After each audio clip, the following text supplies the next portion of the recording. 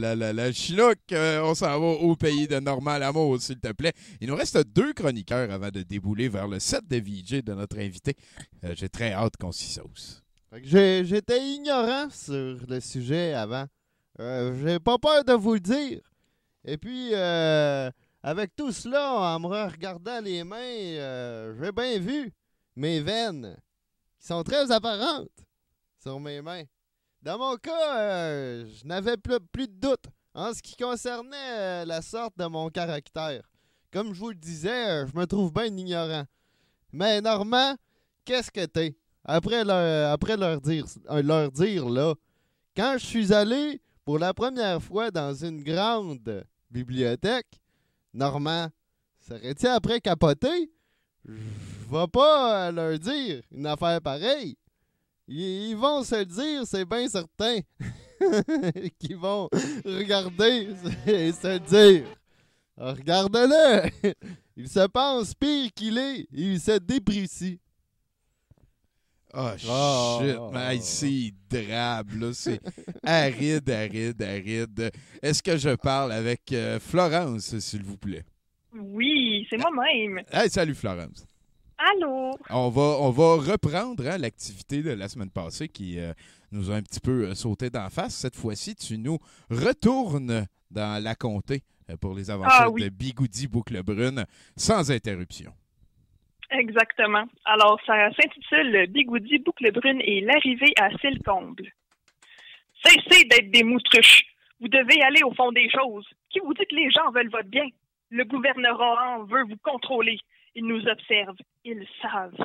Mais nous sommes plus forts qu'eux. Le peuple saura se défaire de l'emprise du nouvel âge mondial, contrôlé par des gens maléfiques afin de vous vider de votre âme et réajuster votre taux vibratoire. Posez-vous des questions, faites vos recherches. Regardant la missive sur un poteau aux abords de Mont Venteux, Bigoudi se parlait seul, se demandant qui, quoi, comment, où, avec qui, avec quoi, taux vibratoire, moutruche. Il ne pouvait se questionner davantage, il avait toutes les questions. Grandulf, son vieil ami qui l'accompagnait, arracha la missive du poteau avant de la lire, la chiffonner et la mettre dans un des pans de sa robe en déclarant « Ces adeptes des complots commencent à être de plus en plus présents, même en ces contrées.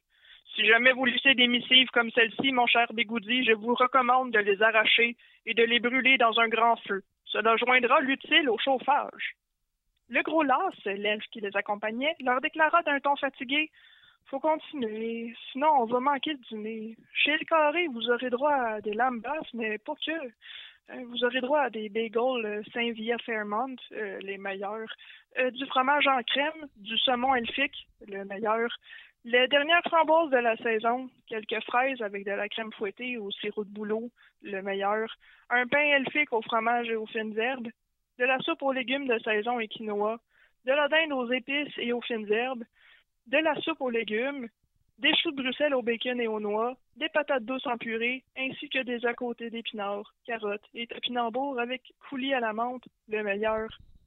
Bigoudi se lécha les babines. Il avait tellement faim.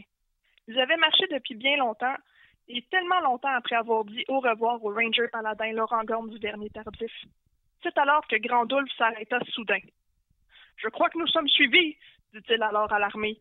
Le gros las s'arrêta ainsi que Bigoudi et ils prêtèrent tous l'oreille. Un toussotement étrange se fit entendre entre les arbres de la forêt toute proche. Un « Tadros! Tadros! » se fit entendre. « Vite! Cachons-nous! C'est Conspira Gollum! » pressa alors Grandulf. Le gros las et Bigoudi se cachèrent de rechef dans une table de fougères alors que Grandulf se cacha derrière son bâton de sagicien sous le regard ébahi de ses compagnons. Bigoudi sortit son épée nommée « raisonnement scientifique » pour qu'il soit prêt à s'en servir. « Où sont-ils passés? Où sont passés l'elfe mou, le vieil homme dispensable et le hobbit joufflu? Tadros! Tadros!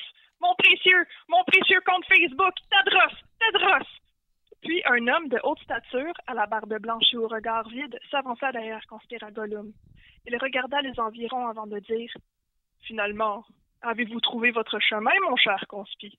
Ou devrais-je demander à mes amis les Q-Dadon de vous aider? Mes amis de l'Organisation de la rectitude de l'ordre, les orques, attendent mon résultat. » Tadros, toussa conspira Gollum. Je les cherche, maître sagicien multi, Alexis Gostrude. Dis-toi, insolent! Saran-Maboule lui coupa la parole. Son vrai nom doit être caché. Seuls les chercheurs de vérité peuvent me trouver, comme toi, lui dit-il en lui caressant la joue. Ils échangèrent alors un regard plein de tendresse. Conspira Gollum s'arrêta alors tout net devant Grandulf. En effet, le sagicien était bien mal caché, contrairement à ses compagnons d'infortune. « Qu'as-tu trouvé, mon brave? » dit Saran-Maboule. Rien, maître. Tadros. Je pense que cela n'était qu'un écureuil de passage, aucune moutruche à l'horizon, pour l'instant. Tadros! Pour l'instant, là où nous allons à un, nous pouvons tous passer. Mouahahaha! S'esclaffa Saran-Maboule. Les deux êtres se frayèrent un chemin dans les hautes herbes. Nos acolytes attendirent de ne plus entendre les voix de leurs poursuivants afin de sortir de leur cachette. « Wow, Grandulf, c'est un bigoudi. Comment avez-vous fait pour qu'il ne vous voie pas? » Grandulf sourit d'un air coquin. « Sachez, mon cher bigoudi, que mon bâton de sagicien se nomme source scientifique crédible. J'ignore pourquoi, mais il semblerait que les adeptes de Saran-Maboule et de Conspira Gollum ne voient pas du tout ce genre de choses et passent bien à côté. Allons, mon cher le gros las, il semblerait que nous ne sommes pas très loin de Selcomble, non? Bof, en effet, répliqua l'elfe. Vous vous tenez droit de sa trappe qui va vous mener là. Pouvez-vous vous tasser un brin? Il leva la trappe qui cachait un toboggan. Après vous, mon cher bigoudi, nous vous suivons de près. Rappelez-vous cependant de ramener vos bras vers votre corps, dit Grandulf, bienveillant. Bigoudi s'élança vers le toboggan, dans le toboggan, et vers une destination incertaine. Fin du chapitre. Oh! Mais qu'est-ce qui va arriver, Florence? Est-ce que tu peux nous le dire? Est-ce que ça va être correct pour... il faut savoir ça au prochain chapitre. Nous le sacherons dans le futur, c'est ça que tu es en train de me dire. Yes, sir. Hey, merci beaucoup, Florence, de nous avoir appelés. Rien. C'est vraiment très, très drôle, ton histoire de Conspira Gollum. J'espère qu'à un moment donné, ça sera relié. Pacou te fera un ou deux dessins pour égayer ça. Je pense qu'il y a de quoi de solide à faire avec ça. Merci beaucoup, Florence.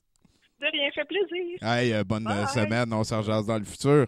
Florence est avec Bruno ces temps-ci. Elle est en train d'écouter, de suivre le Festival du Nouveau Cinéma de Montréal. Et ils font, elle et lui, des capsules sur Critique Exquise. Vous pouvez facilement suivre le podcast de cinéma de l'organisme pour vous tenir au courant des belles choses à aller voir. Il paraît que c'est un très bon Festival du Nouveau Cinéma cette année. Un petit peu le contraire de ce que tu t'en vas nous lire, mon cher Chinook, si j'ai bien compris. C'est très bon, moi, je trouve. C'est particulier.